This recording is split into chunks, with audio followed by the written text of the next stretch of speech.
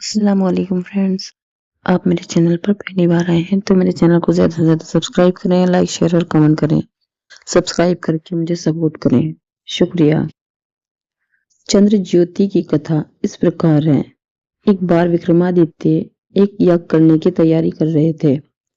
वे उस यज्ञ में चंद्रदेव को आमंत्रित करना चाहते थे। चंद्रदेव को आमंत्रण देने कौन जाए, इस पर विचार करने लगे। काफी सोच विचार के बाद उन्हें लगा कि महामंत्री ही इस कार्य के लिए सर्वोत्तम रहेंगे। उन्होंने महामंत्री को बुलाकर उनसे विमर्श करना शुरू किया। तभी महामंत्री के घर का एक नौकर वहां आकर खड़ा हो गया। महामंत्री ने उसे देखा तो समझ गए कि अवश्य कोई बहुत ही गंभीर बात है, अन्यथा वह नौकर उसके पास नहीं आता। उन्होंने राजा से क्षमा मांगी और नौकर से अलग जाकर कुछ पूछा।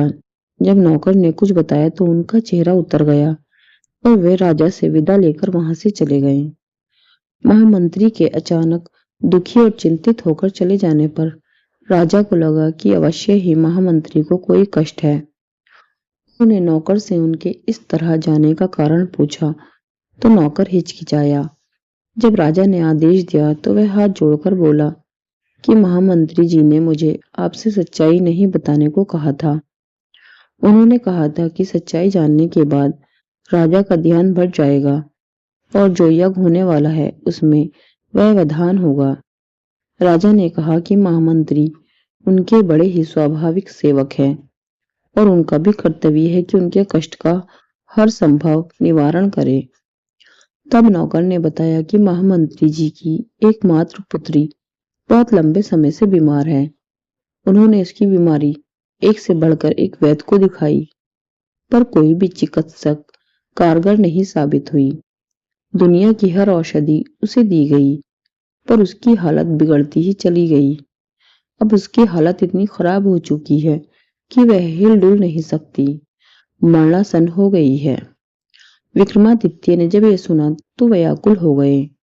उन्होंने राजवैद्य को बुलवाया और जानना चाहा कि उसने महामंत्री की पुत्री की चिकित्सा की है या नहीं। राजवैद्य ने कहा कि उसकी चिकित्सा केवल कुआंग बूटी से की जा सकती है। दुनिया की अन्य कोई औषधि कारगर नहीं हो सकती। कुआंग बूटी एक बहुत ही दुर्लभ औषधि है, जिसे ढूंढकर लाने में कई महीने लग जाएंगे। राजा विक्रमादित्य ने सुनकर कहा, तुम्हें उस स्थान का पता है जहां यह बूटी मिलती है? राजवैद्य ने बताया कि वह बूटी नीलगिरी की घाटियों में पाई जाती है, लेकिन उस तक पहुंचना बहुत ही कठिन है। रास्ते में भयंकर सांप, बिच्छू तथा हिंसक जानवर भरे पड़े हैं। राजा ने यह सुनकर उससे उस बूटी की पहचान बताने को कहा। राजा ने बताया कि यह पौधा आधा नीला आधा पीला फूल लिए होता है तथा उसकी पत्तियां लाजवंती के पत्तों की तरह स्पर्श से सकुचा जाती हैं। विक्रम यज्ञ की बात भूलकर क्वांग बूटी की खोज में जाने का निर्णय कर बैठे। उन्होंने तुरंत काली के दिए गए दोनों बेतालों का स्मरण किया। बेताल उन्हें आनन फानन में नीलगिरी की ओर ले चले। पहाड़ी पर उन्हें उतारकर बेताल अदृश्य हो गए। राजा घाटियों की ओर बढ़ने लगे। घाटियों में एकदम अंधेरा था, चारों ओर घने जंगल थे। राजा बढ़ते ही रहे। एकाएक उनके कानों में सिंह की दहाड़ पड़ी। वे संभल पाते इससे पहले ही सिंह ने उन पर आक्रमण कर दिया। राजा ने बिजली जैसी फुर्ती दिखाकर खुद को तो बचा लिया, मगर सिंह उनकी एक बाह को घायल करने में कामयाब हो गया। सिंह दोबारा जब उन पर झपटा तो उन्होंने भरपूर प्रहार से उसके प्राण ले लिए। उसे मारकर जब वे आगे बढ़े तो रास्ते पर सैकड़ों विषधर दिखे। विक्रम तनिक भी नहीं घबराए और उन्होंने पत्थरों की वर्षा करके सांपों को रास्ते से हटा दिया। उसके बाद वे आगे बढ़े और आगे चले। रास्ते में एक जगह उन्हें लगा कि वे हवा में तैर रहे हैं। ध्यान से देखने पर उन्हें एक दैत्याकार अजगर मिला। वो समझ गए कि अजगर उन्हें अपना ग्रास बना रहा है। ज्यों ही वे अजगर के पेट में पहुंचे कि उन्होंने अपनी तलवार से अजगर का पेट चीर दिया और बाहर आ गए। तब तक गर्मी और थकान से उनका बुरा हाल हो गया था। अंधेरा भी घिर आया था। उन्होंने एक वृक्ष पर चढ़कर विश्राम किया। जैसे ही सुबह हुई वे क्वांग बूटी की खोज में इधर उधर घूमने लगे। उनकी खोज में इधर उधर भटकते न जाने कब शाम हो गई और अंधेरा छा गया। अधीर होकर उन्होंने कहा, काश चंद्रदेव मदद करते। इतना कहना था कि मानो चमत्कार हो गया। घाटियों में दूध जैसी चांदनी फैल गई। अंधकार न जाने कहाँ गायब हो गया। सारी चीजें ऐसे साफ दिखने लगी मानो दिन का उजाला हो। थोड़ी दूर बढ़ने पर ही उन्हें ऐसे पौधे की झाड़ी नजर आई जिस पर आधे नीले आधे पीले फूल लगे थे। उन्होंने पत्तियां छुई तो लाजवंती की तरह सकुचा गई। उन्हें संशय नहीं रहा। उन्होंने क्वांग बूटी का बड़ा सा हिस्सा काट लिया। वे बूटी लेकर चलने ही वाले थे कि दिन जैसा उजाला हुआ और चंद्रदेव सा शरीर उनके सम्मुख आ खड़े हुए। विक्रम ने बड़ी श्रद्धा से उनको प्रणाम किया।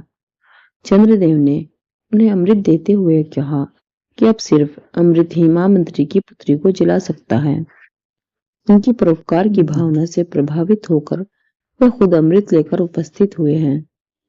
उन्होंने जाते जाते विक्रम को समझाया कि उनके साथ शरीर यज्ञ में उपस्थित होने से विश्व के अन्य भागों में अंधकार फैल जाएगा, इसलिए वे उनसे अपने यज्ञ में उपस्थित होने की प्रार्थना नहीं करें। उन्होंने विक्रम को यज्ञ अच्छी तरह संपन्न कराने का आशीर्वाद दिया और अंतर ध्यान हो गए। विक्रम क्वांग बूटी और अमृत लेकर उज्जैन आए। उन्होंने अमृत की बूंदें टपकाकर महामंत्री की बेटी को जीवित किया तथा क्वांग बूटी जनहित के लिए रख ली। चारों ओर उनकी जय जयकार होने लगी। राजा विक्रमादित्य अद्भुत गुणग्राही थे। वे सच्चे कलाकारों का बहुत अधिक सम्मान करते थे तथा स्पष्टवाद पसंद करते थे। उनके दरबार में योग्यता का सम्मान किया जाता था।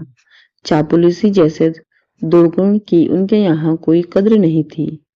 यही सुनकर एक दिन एक युवक उनसे मिलने उनके द्वार तक आ पहुंचा। दरबार में महफिल सजी हुई थी और संगीत का दौर चल रहा था। वह युवक द्वार पर राजा की अनुमति का इंतजार करने लगा। वह युवक बहुत ही गुणी था। बहुत सारे शास्त्रों का ज्ञाता था। कई राज्यों में नौकरी कर चुका था। स्पष्ट वक्ता होने के कारण उसके आश्रयदाताओं को वह दुष्ट नजर आया। अंत हर जगह उसे नौकरी से निकाल दिया गया। इतनी ठोकरें खाने के बाद भी उसकी प्राकृतिक तथा व्यवहार से कोई परिवर्तन नहीं आ सका।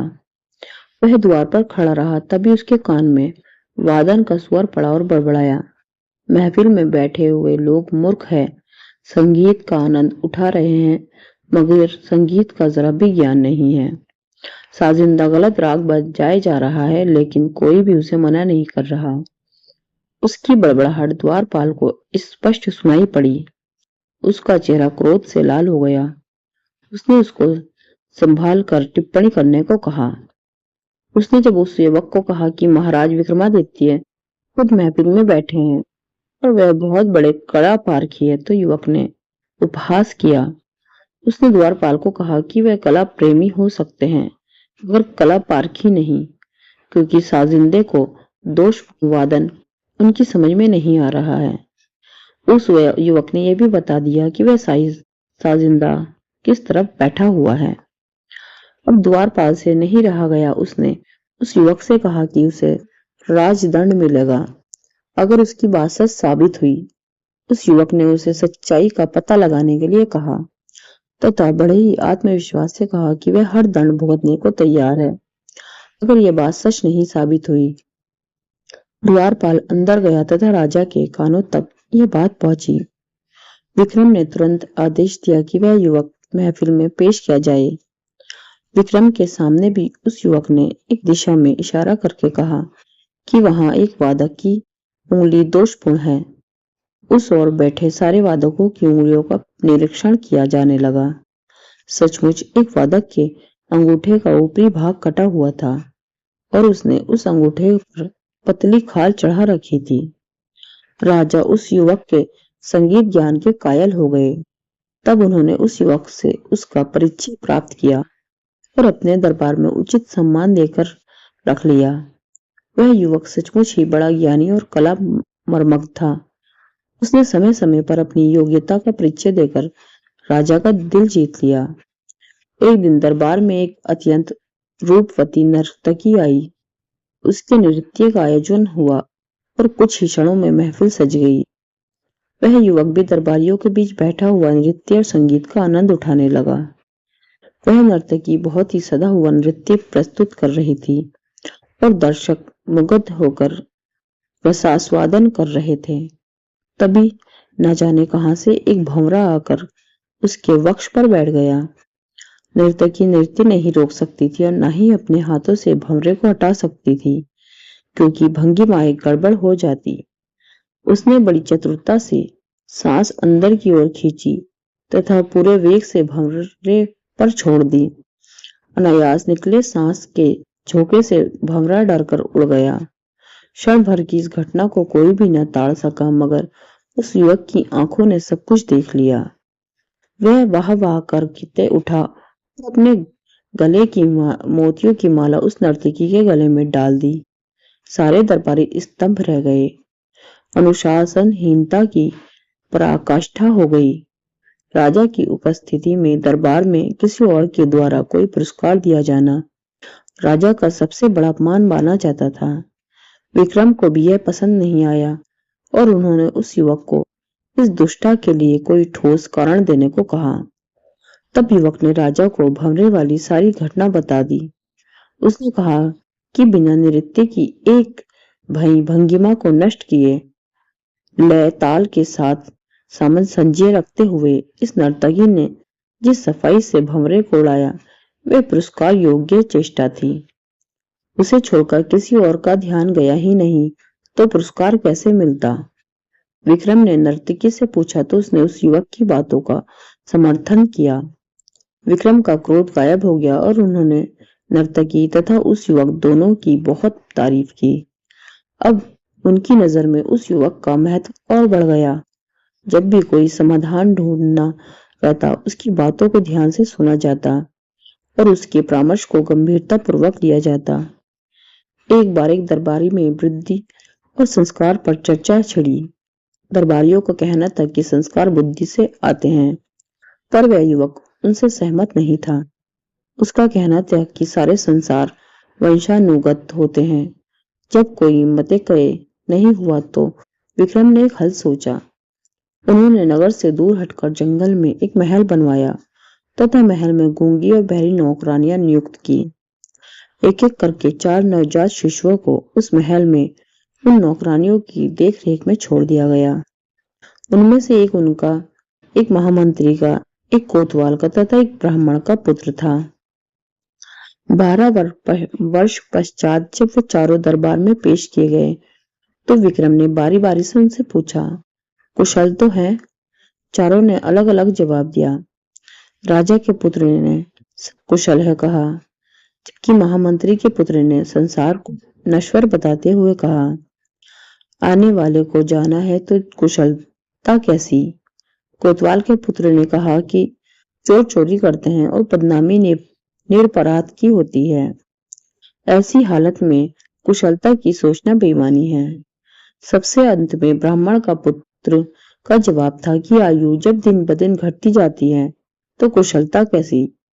चारों के जवाब को सुनकर उस युवक की बातों की सच्चाई सामने आ गई। राजा का पुत्र निश्चिंत भाव से सब कुछ कुशल मानता था और मंत्री के पुत्र ने तर्कपूर्ण उत्तर दिया। इसी तरह कोतवाल के पुत्र ने न्याय व्यवस्था की चर्चा की, जबकि ब्राह्मण पुत्र ने दार्शनिक उत्तर दिया। सब वंशानुगत संस्कारों के कारण हुआ था। सबका पालन पोषण एक वातावरण में हुआ, लेकिन उसके विचारों में अपने संस्कारों के अनुसार भिन्नता आ गई। सभी दरबारियों ने मान लिया कि उस युवक का मानना बिल्कुल सही है। फ्रेंड्स, आपको कहानी पसंद आई तो मेरे चैनल को सब्सक्राइब करें, लाइक, शेयर और कमेंट करें। शुक्रिया। अल्लाह हाफिज।